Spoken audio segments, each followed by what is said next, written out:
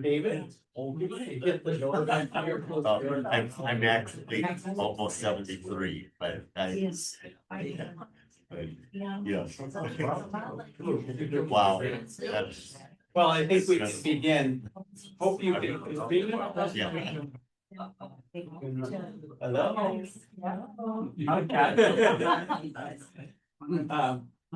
Welcome. As you know that during Lent, we've been talking about power, different aspects of power. Today, we're going to look at the power of truth and the problem of untruth. Seems to me that the two are pretty connected these days. This presentation, and I call it a presentation because we've mostly been doing discussions, and we will do some discussion, but I'm going to do a little bit more presenting today because this presentation was partly based on a lecture that I gave 7 years ago BC, before COVID, to a gathering of people who are interested in exploring topics in process theology. So it was process theology and truth was the topic. So I was glad to be able to sort of use some of what I got there. So I modified the slides quite a bit, but I wanted to use some of that research for the presentation. So I'm going to actually throw quite a bit of stuff at you and stop every once in a while to capture your thoughts.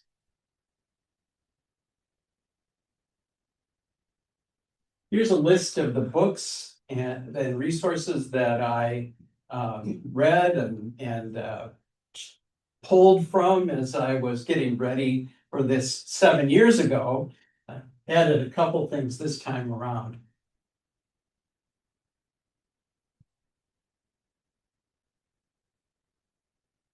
Last or 2 weeks ago, actually, one of the hymns that we sang in worship was this one called "When We Are Tested." And I'd like to have us pray this as our opening prayer. Oh God, when we are tested for our souls, trading the truth for the power to control, teach us to worship and praise only you, seeking your will and perfect you. Amen. That second phrase that I highlighted, trading the truth for the power to control, really caught my attention. So we're going to talk about truth and power today. The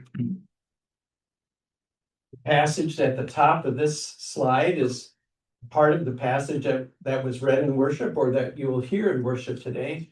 Pilate asked Jesus, "So you are a king?" And Jesus answered, "You say that I'm a king."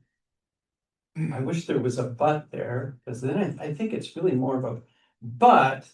For this I was born, and for this I came into the world, to testify to the truth. Everyone who belongs to the truth listens to my voice. And Pilate asked him, "What is truth?" You'll hear Steve talk about, if you didn't hear the first, his sermon in the first service, you'll hear about. It's interesting that came up in the term of a dictator. I mean, Caesar was a dictator, Trump is a dictator. Oh, you're really jumping ahead. We have a request that when you speak, please speak loudly enough. Otherwise, I'm going to get out that microphone. Put it in your face. I think that this actually within the Gospel of John, Pilate's question, "What is truth?" is meant to drive people back earlier in the gospel to Jesus' words. "If you continue in my word, you're truly my disciples. If you know the truth will make you free. I'm the way, the truth, and the life. No one comes to the Father except through me." So truth is a big deal in John's gospel. And Pilate's question is sort of rhetorical in one way. It's one way to get back to the answer. And yet, we still don't know what exactly is the truth.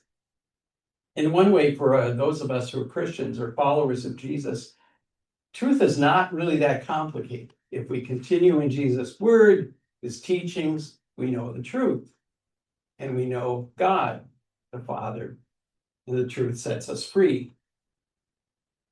But we also know that the church, that is, all Christians, have not always agreed on what is true, theologically or even biblically, let alone how to be or act in the world. And we are also of the world, where the truth is sometimes more difficult to decipher, more fragmented, and we also live in a world where the truth is bent for the sole purpose of gaining power, holding on to power. So that's the dynamic we're looking at today.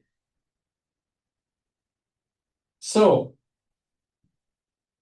which statement is most true? This is a little quiz for us to begin.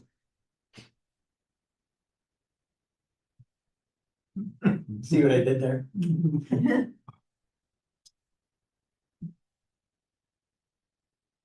Can you all read these? Yep, yep.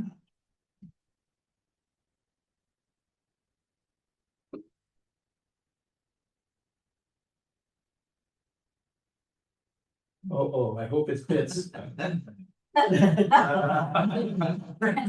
it might get cut out. I'm in trouble. Does anybody want to venture a guess at which one of these is most true? Well, the second one is very true. Fourth one is true. I'd say the fifth one is true. You know, I said one guess. Love to give you trouble. Another outside the box. That's not going. There is no box, actually.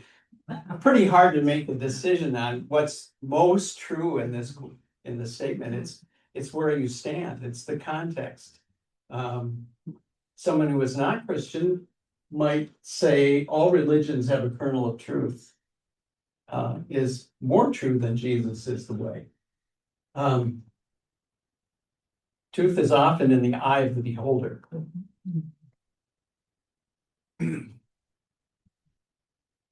Perception of truth is in the eye of the The beholder. perception of truth is in the eye of the beholder. You have the concept of relativity in that statement. Okay, say a little bit more about the concept of relativity. Yeah, And say it nice and loud. you're saying that, something is like more true and less true. So you're talking like you're bringing truth into a relativity. Instead of, we'd say maybe the truth is the truth, would be, just seeing it as it is. Yeah. Instead of any kind of spin. Right, but truth is relative. Some things, one of the options up there that I had originally was 5 + 2 = 7. How many of you would have voted for that as the most true? I mean, I think you all would, right? I mean, that's kind of, we don't dispute that. 5 But- + 3. 5 + 2 = 7. Okay. Okay. Scott, are you gonna deal with the fact as relative to truth as well? And I don't know. somewhere in this? You tell me No, when we get there. I'll let you. It's a little early, Gary. Come on. So these are the questions we're gonna look at. What is true and how do we know? What's the relationship between truth and power? What does living in a post-truth time mean for us? What truths are most powerful in your life? Nothing about facts, but we'll kind of get there. So how do you determine something is true? These are just a few things that I gathered. Evaluate the source, seek corroboration, look at trusted sources, check evidence, look at the facts, versus emotional appeal. The SIFT method, this is new to me, I hadn't seen this before. Stop, investigate, find better sources, trace the claims, verify images. You might have to do a reverse search to determine if images are manipulated or AI deep fakes. You knew that 7 years ago. Yes, What a guy. no, this is a new stuff. I said I modified the. Listen, people. Consider the why and how. So, just as an example, can you see this? Yeah. Yeah. Okay. They're- This is, the name got cut off here, but Nakima Levy Armstrong, Levy Armstrong is from the Twin Cities, and she was part of the protest at the church where there was a leader or pastor who was reputed to be part of ICE. And she was arrested along with others. Here are two images of her arrest. On the left, your left, is the actual image of what she looked like when she was arrested. On the right is a social media post that the White House put out to make her look like she was fearful, crying. That is a fake. That is an AI deep fake of that. And that made it all over the internet. It was actually generated by the White House. So you have to, I think AI deep fake images are going to continue to increase. AI imaging and technology is only getting better. It's scary what people can do with it. Chris, you were gonna say something?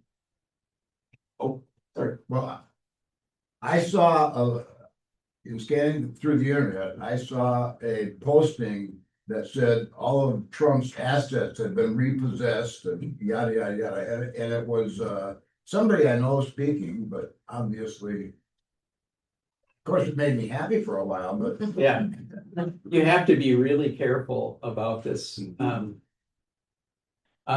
We were just sitting around, Kathy had her iPad going, and I had my phone, and I got a message that about a hearing that was going on in the Senate, and they were interviewing Kash Patel and asking him questions, and suddenly one of the senators took out his phone and played it so everybody could hear, and it was Kash Patel's voice saying, yeah, they told me 3 days into my tenure as director of the FBI that I should deep six the Epstein files.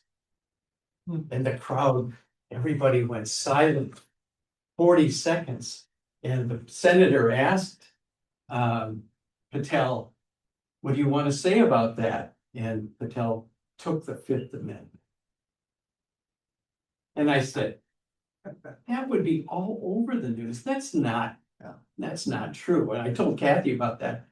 2 minutes later, she got the same story from a different source. And she said, I think it is true. I said, check the source, check it. No, it can't be true, or it would be all over the news. And of course it was, that was a deep fake. That was an AI fake. You have to be really careful. So just a quick stop. How do you determine something is true?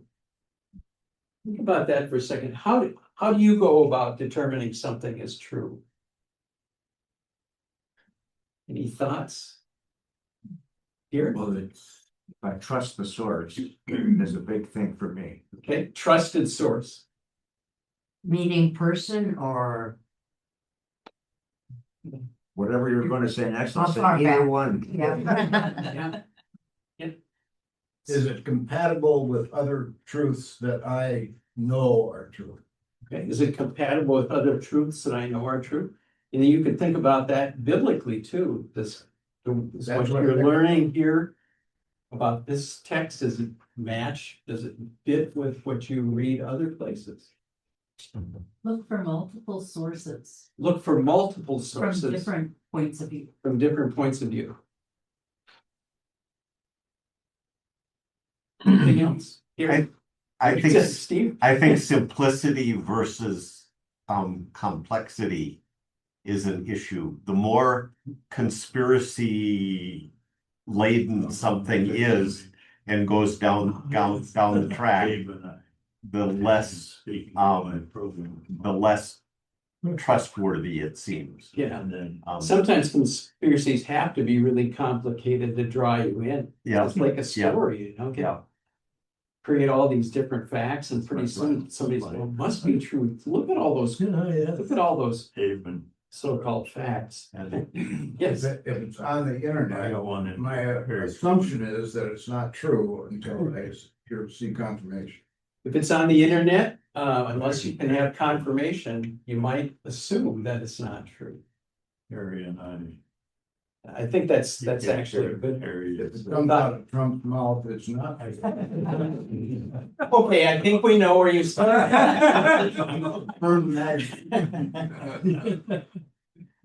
So in this period that today, I think some people have called this a post-truth period. So we're gonna look a lot at this idea of post-truth and power. And the defining statement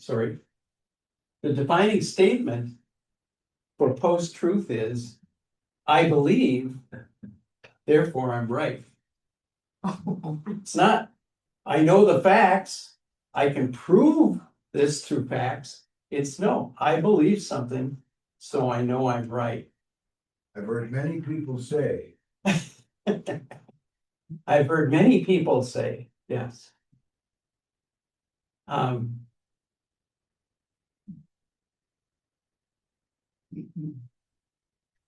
This is a quote by Yuval Noah Harari, who is an Israeli historian, philosopher, and public intellectual who specializes in Middle Ages and military history. He's also a professor of Hebrew University in Jerusalem and a research fellow, Cambridge's Center for the Study of Existential Risk.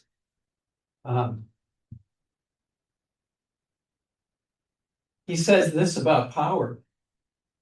As a species, humans prefer power to truth. We spend far more time and effort on trying to control the world than on trying to understand it. Can't see that. Stop it.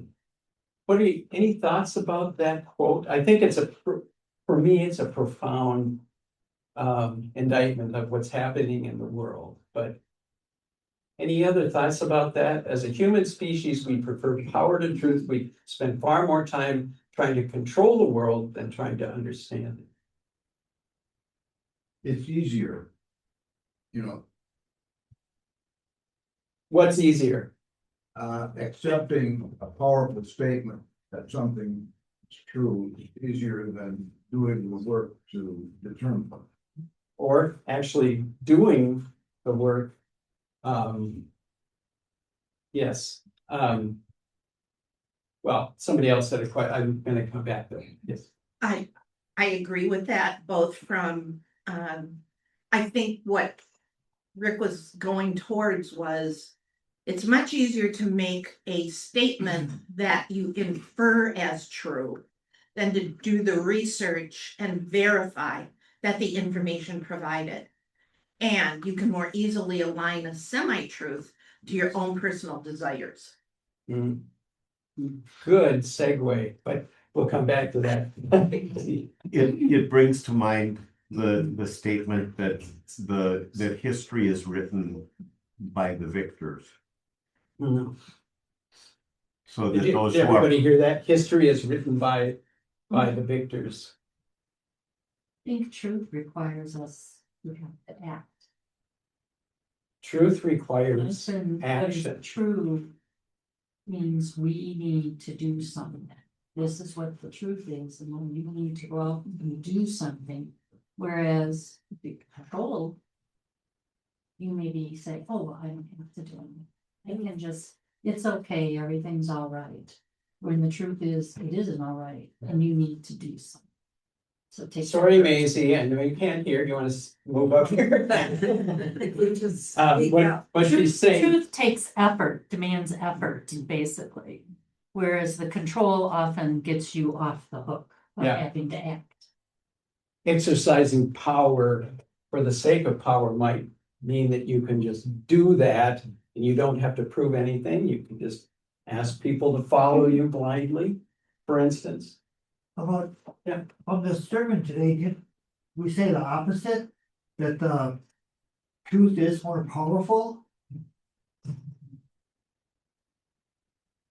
Is more powerful than, Than just power or a lie? oh.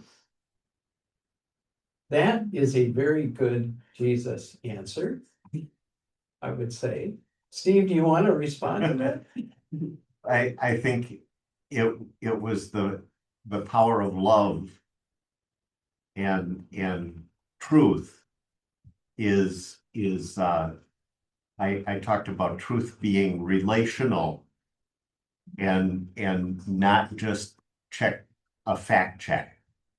Yeah. And so in a relational sense, the power of steadfastness and love and that ongoing commitment of God is more powerful, is greatest power. Right. But that doesn't mean control. And so what I'm doing here is spending a lot of time on not truth. We're talking a lot about that, but we'll eventually get back to what you're talking about, Peter. Yes. What about, this is not scientific, but what do I know to be true from the influence of the Holy Spirit speaking to me in prayer and looking for truth, for my truth? And that's where I feel I know what I need to do based on that. I think truth is more powerful. If you speak the truth, you don't have to remember what you said. You don't have to try to be consistent over a period of time in describing something like. And I don't know how to, somebody more articulate than I can maybe say what I mean. Well, we might come back to that one also. There's a lot of stuff here. We're gonna just keep going. So the definition of post-truth, which we're talking about, actually became part of the dictionary in 2016. And it means, it seems like it would be earlier than that, but good year for it to become part of the dictionary, relating to or denoting circumstances in which objective facts are less influential in shaping public opinion than appeals to emotion and personal belief. So emotion, personal belief, more important than facts. Facts appear to be less important than feelings and shaping our beliefs about empirical matters. Post-truth is not about reality, it's about the way humans react to reality. Post-truth and power. So one of the people that I quote a lot from is McIntyre in his book. He said, in our current political environment, truth is being challenged as a mechanism for asserting political dominance. Yeah. In times of universal deceit, George Orwell said, telling the truth will be a revolutionary act. The truth is the first casualty in the establishment of an authoritarian state.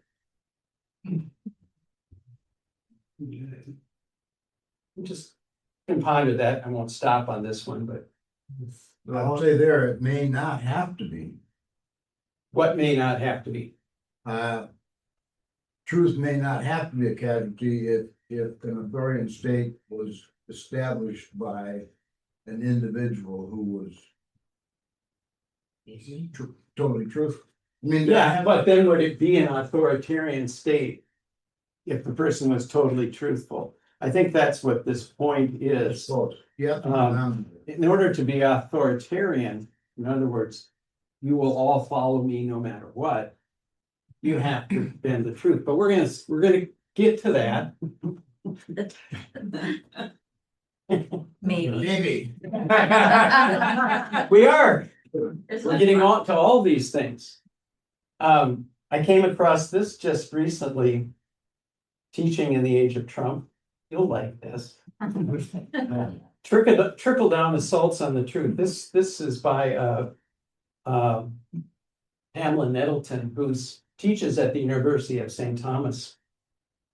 This is just kind of her summary of this. She said, over the past few years or so, markedly since Trump declared in 2016 that he would run, and certainly since his election and subsequent tweet storming, and now she would have to say re-election, as this was written in 2019. Some students appear in the classroom with belligerent attitudes about the very reason people come to campus in the first place. These students espouse beliefs that college should protect them from exposure to any idea that they have not already had by the seasoned age of 18. They react with anger to new information. They bellow with outrage at research, experience, and facts that suggest perspectives and realities outside of their backgrounds. They appear unschooled in how to encounter information, consider it critically, evaluate the source, take in what is useful, and set aside what is not. In short, they appear to scorn the process of learning. In the Trump era, teaching rational thinking, logic and critical thinking is nearly a subversive act. This is her in her book. It is certainly a patriotic one.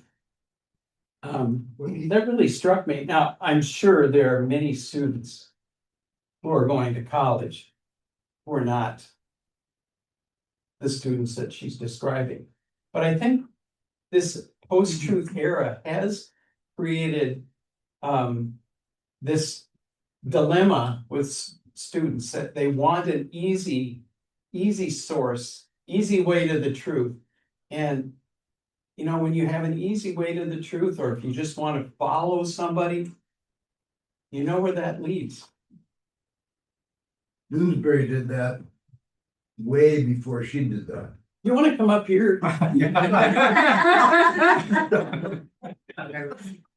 no, you're right.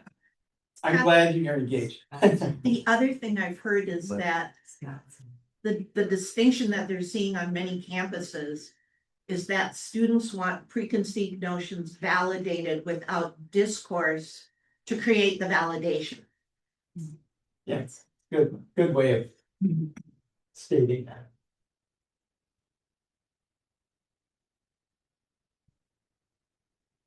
Another statement about post-truth, it amounts to a form of ideological supremacy whereby practitioners are trying to compel someone to believe in something, whether there's good evidence for it or not.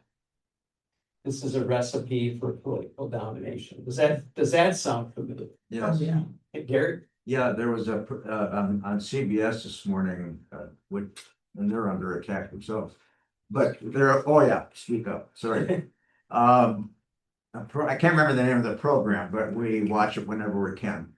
It had to do with the White House or the government taking down signs and posters in national parks that refer to racism or the difficulties of Native Americans and all this kind of stuff. And so that's like that statement. Yeah. Yeah, there might be other examples that you think. Yes, I'm sure there are.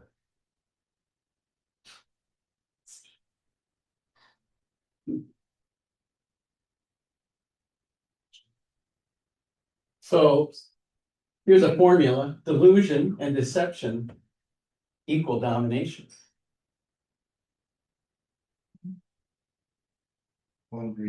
Here's an example, and I'm going to go through a few of these examples fairly quickly. But this one, Part of post-truth is intentional science denial. The tobacco industry in 1953 created the TIRC, which created alternate research that cast doubt on studies claiming that smoke and tar was causing cancer in lab animals. They knew that it was causing cancer in lab animals. The tobacco industry didn't want that out, so they created full-page ads that reached millions of people that touted the benefits of smoking. This was in 1953. By 1998, the world had sort of caught up with the tobacco industry, and they closed down the TIRC and had to pay a $2 billion fine. $2 billion in 1998. 200 billion fine. An executive in 1969 said this, tobacco industry executive, doubt is our product since it is the best means of competing with the body of fact that exists in the mind of the general public. Will that come down further if you, the screen? It doesn't come down anywhere. We have to change that. Sorry. Another example, the Heartland Institute claims to be the world's prominent think tank about promoting skepticism about man-made climate change. It has received funds from the tobacco, ExxonMobil, and the Koch brothers. This example hits home for me. My mother died too early, I would say. She was a smoker, and she grew up in the 40s and 50s and 60s. In 1953, I was 1 year old and she had just had me, but she was a smoker during that period of time, and she died of COPD and heart problems, I think too early. So ultimately, what's behind the idea of science denial? Why does it go on? Profit. Profit, of course, money. And maybe you'd say power also. Power. Them who's got the money, got the power.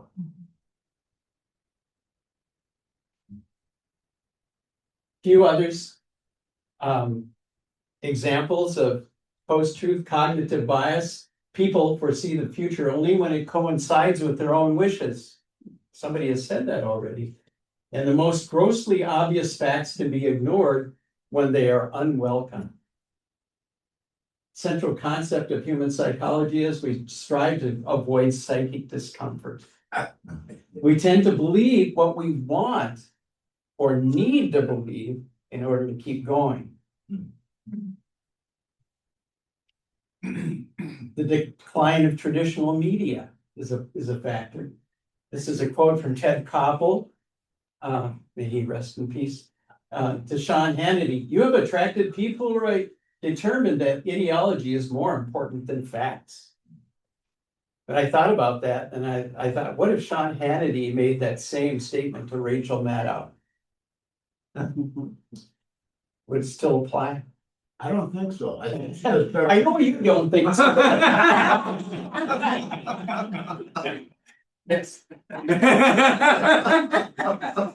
I'm a shill here. Yeah. But I think, Scott, Yes. it's telling that in 2016, the Star Trib disbanded its fact-checking group. Mhm. And it was not the first newspaper to do it.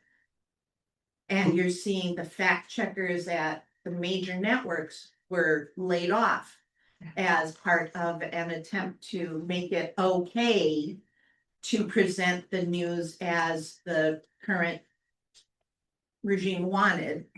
And so, you see that happening where it's watered down facts. And we see a move at CBS, for instance, where Walter Cronkite was known as that's the way it is, that was the facts. And what we're experiencing today in media is a lot of podcasting, for instance, it's this sort of the Steve Bannon effect. Recently the Larry Ellison and his son, who owned Paramount, won the bid to purchase Warner Brothers and their holdings, which includes the news source CNN.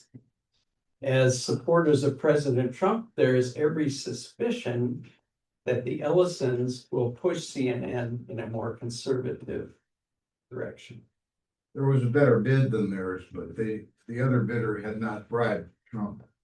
Well, we don't know about bribing, but I know. do you have that fact? We have to check those facts. Sometimes we talk about community and if we talk about, and so that if we take truth back into relativity, and we say community is a greater truth, then having a community around an ideology maybe is a greater truth. I'm not going to dispute that one bit. Say it again, I Yeah. didn't follow that. Well, if we want to, talk about relativity and truth, when we say that, community is a greater truth, then if we get a community of people thinking something together, then that has a truth, a power to it. And so in that way, being an ideologue has a truth to it. Yeah, except that ideologies can go either way. Remember that it can go either way. You can have an ideology around something and something else, and they may be completely at odds. And then you get different communities in conflict. Correct. Well, that's, Yeah, Carol. it's kind of like in the New Testament story. The Jews wanted to hang on to all the laws and things that made your identity, but that kept some people on the outside, and that's what Jesus was trying to do, was just say, you're excluding people from God's love. Your identity is faulty here. Yeah. Yeah. Jim, that whole balance that it refers to about, truth and falsehood, I can't but help think, and it kind of ties into your slide a few ones back with just what's happened with our whole health system with the JFK or RFK Jr. and how it has so shifted to just the skepticism of what we all thought was proven science with vaccines and. right. Scott, I'd like to suggest that the media does a couple things. And one is in an effort to look like they're being fair, they'll show two different opinions.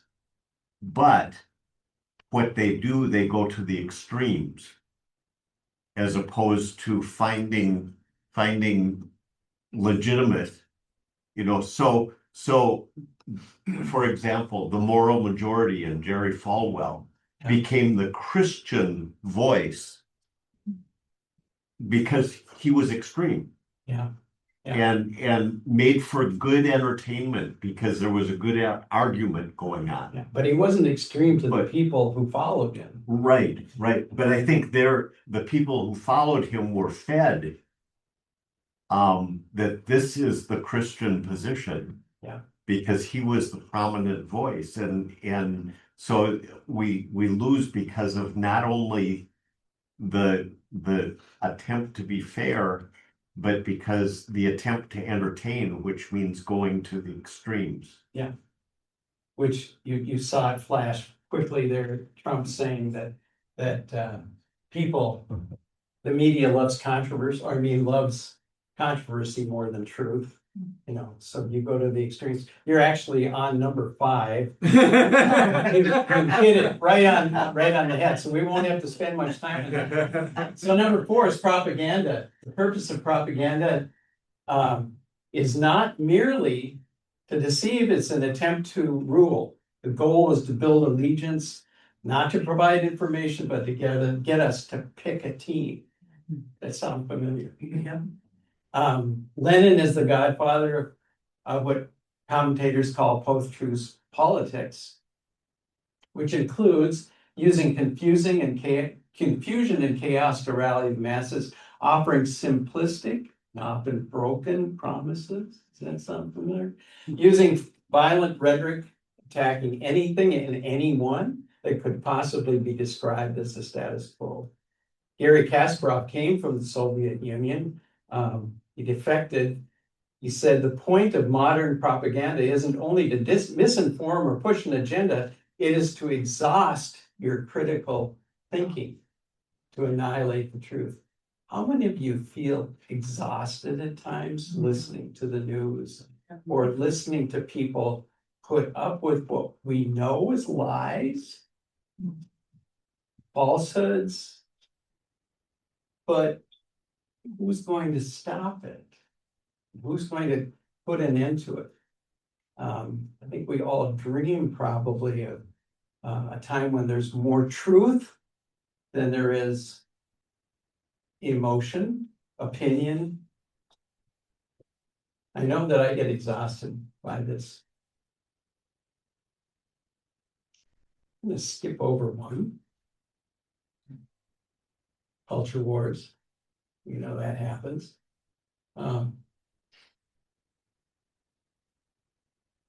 This is interesting, the decline and fall of reason. Susan Jacoby in her book talks about 3 contributing factors to the decline of reason in American society: addiction to infotainment, the strength of the religious fundamentalism, or I'd say Christian nationalism, and equating intellectualism with liberalism, which is supposedly, that is liberalism, supposedly is at odds with traditional American value. That's that tension there, that if you are liberal or liberalism is at odds with American values. Is it? Well, you think about it in its foundation. You know, if you go back to the Federalist Papers and stuff, contrasting liberalism. Those are probably the most liberal things anybody ever wrote in their What? day. Yes. Wouldn't they have been? I mean, in context. But today they're considered very fundamental, and because we don't take them as evolving, we take them as absolute. You certainly talk about freedom, and yet we still had slavery Yeah. during that time. Yeah, that was baked into the Constitution. Right. I'm going to actually pass on this one too, so we can get to a couple other ones.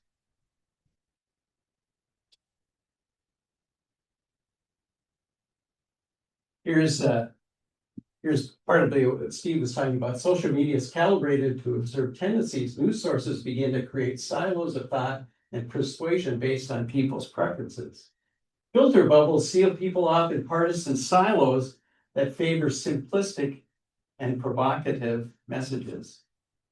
Are you in a partisan silo, do you think? I think it's hard not to be. I think I am, politically, I think I am in a partisan silo to some degree. I don't want to hear. I really have a hard time wanting to hear the other side of things. One of my brothers is Trump supporter. His birthday was Friday, and I wanted to give him the birthday gift of a phone call. He lives in Tucson, Arizona. And so when I finally hung up with him, 2 hours later. 2 hours and 24 minutes Or later, who's counting? I had set a boundary with him because we are in different silos. We're not going to find a common silo. That's a fatalistic sort of thought, but it's the reality of the camp we are each in. I am definitely in a silo. different from his. Now, just to let you know, this is a Christian man going to church every Sunday. I'm not sure what he's listening to, but it's not the same stuff that I'm listening to. And he actually, as I allowed him to spew while I was doing something else, he said, Trump is the anointed one. Oh, my goodness. And to respond to that, I wouldn't even go there with him. His birthday, my birthday gift to him was spew, just go for it. And I will redraw that boundary of, we will not do this ever again. But yeah, I just needed you to know that he is very much into the camp, seeing us as Christians, himself as a Christian, and we all know about Christian nationalism, blah, blah, blah. So just want you to know that I've been living that for the last couple of days. Yeah, you were gonna say something. Oh, I was just going to say about the partisan silos. I find when, with some of my siblings too, although not to that extreme or not that I know about. It's just so easy to block things I don't want to hear. Yeah. You flick a switch and it's gone, and then you can block somebody for a month, and then all of a sudden they'll pop up again. Yeah. And usually with something I again don't want to hear. So yeah, I very definitely. I don't think, Kathy, my wife, would be offended if I told you about this, but she has a friend, very close friend from high school. And we were pretty close to her and her husband, and then to her next husband after the first one died. Something happened. I don't know exactly what the situation was, but she will post 50, 80, 100 times a day, Oh, very negative things. And, you know, of course, she had to defriend her on Facebook, but she's defriended her, period, because there is no way for them to talk to one another. It's difficult. It's difficult. I think there might be like a laziness that's behind the being in the silo.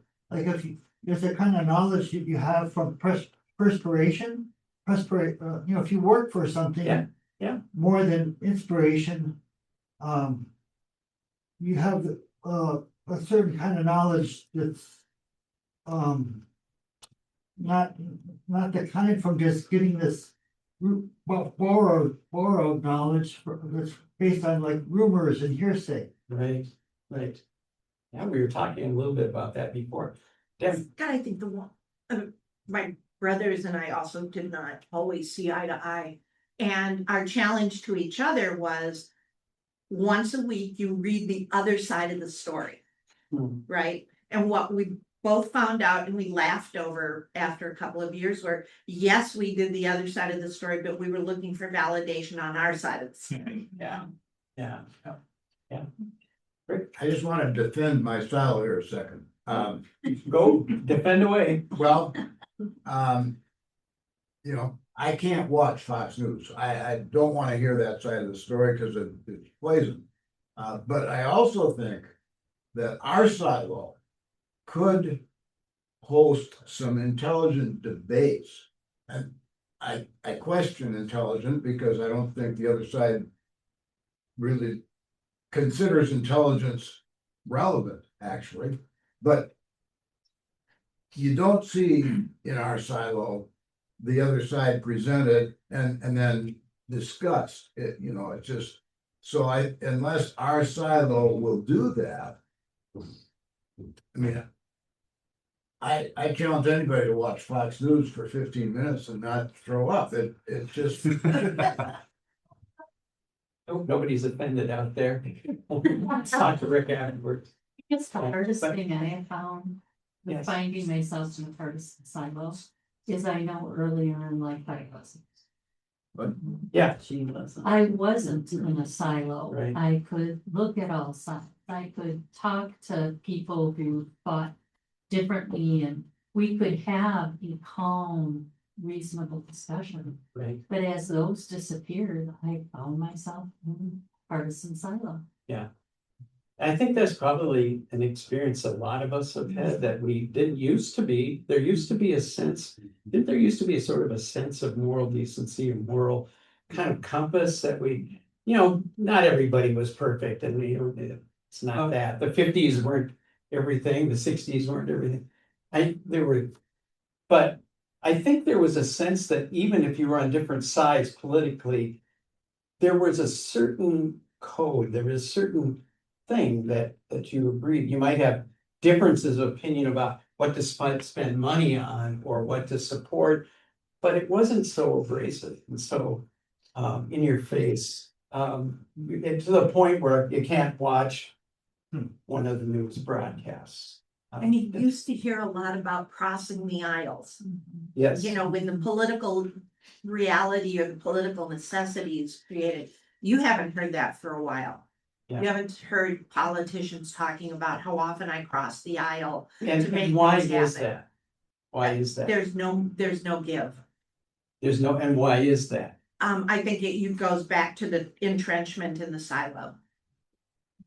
Who's creating that silo where the people can't talk to one another? Well, It comes from the top, doesn't it? Yeah, It's absolutely. it's an attempt to Well, rule authoritarian. Tribalism?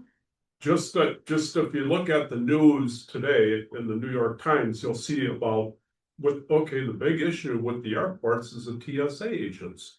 Well, this nominee, Mullen, the senator who's the nominee for the new director, there are some back channel things going on to do something bipartisan, but then it's the White House. Yeah. And they won't have it. So yeah, it's that power right now. It's like just like there's no backstops. But it's, don't you get to, solutions? Well, yes, I apologize. I knew that this discussion would get out of hand. No. There's so much to this. It's hard for us not to want to talk about each of these things. There are solutions. And I had 2 or 3 slides about, make sure that you fact check and all of that. We've talked about this. This is another quote by Harari I wanted to get to, and then I wanted to get to one more slide, and then we'll be done. Truth and power can travel together only so far. Sooner or later, they go their separate ways. If you want power, at some point, you'll have to spread fictions. If you want to know the truth about the world, at some point, you will have to renounce power. What does that sound like? Oh. Fatalistic. Fatalistic? No. well, it sounds like And Jesus. truth and. You can't have And in power and power. Crucifixion. It sounds like Jesus. It does, yeah. No. But I know what you're saying, that seems fatalistic. What Steve talks about in his sermon, the power of love. How can the power of love, which we know is the truth, how can that be the thing that drives us? And yet, we know that it's not doing that. And we could maybe own a fatalism. That this world is, there's something higher than this world. Is that fatalism though?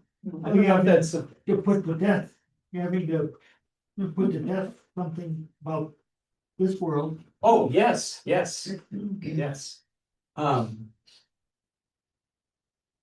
Whoops, I'm gonna go back.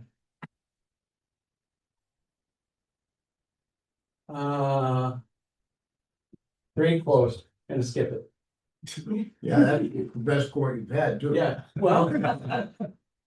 I'm trying to get through. Here's the quote I wanted to get to. Because I think it might recalibrate what we're thinking.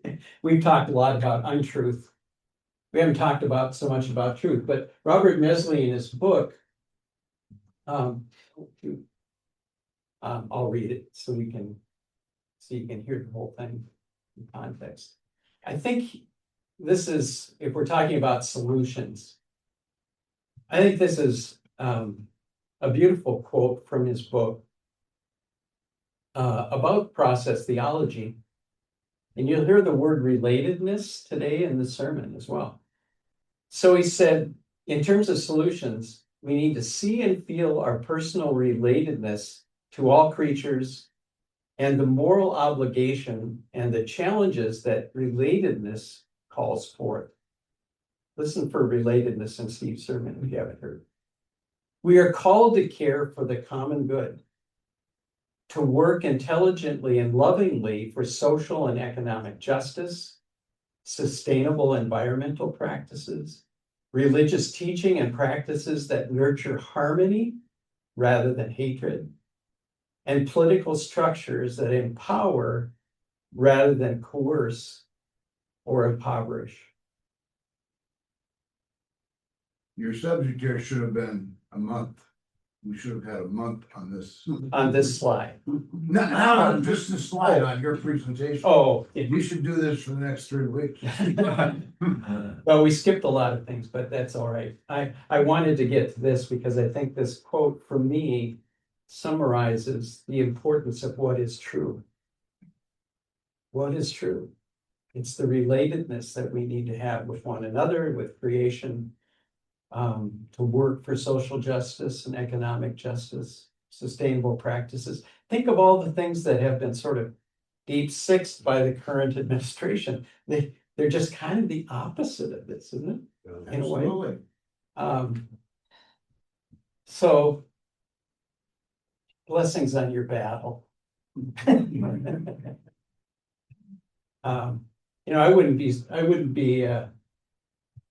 I wouldn't mind if this were our own congregation's vision statement in some ways.